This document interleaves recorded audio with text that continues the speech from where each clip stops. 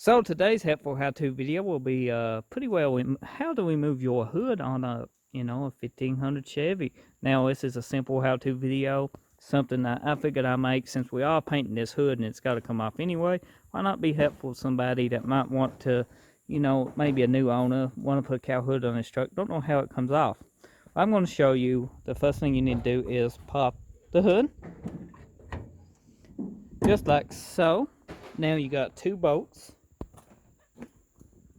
One here, and two exactly on that side in the same spot.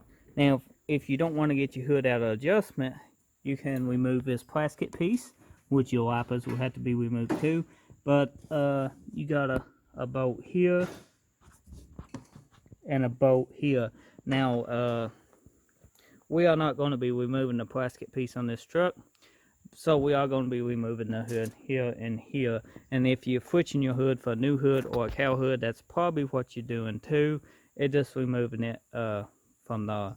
So before you get started taking them bolts loose, you want to pretty well remove your light here. It's plugged in.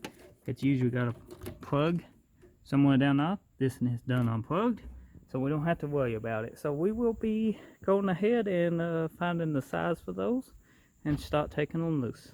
This is the hood after two coats of finished worn. As you can tell, it turned out great. We're going to let it dry. We will be buffing the whole truck. We've got a few little duct nibs to take care of. Easy to do. We probably won't have to wet sand the whole hood, but we can if we want to. But I think the only thing it's going to need once this clear coat finished flowing out is just a duct nib here and a quick little polish.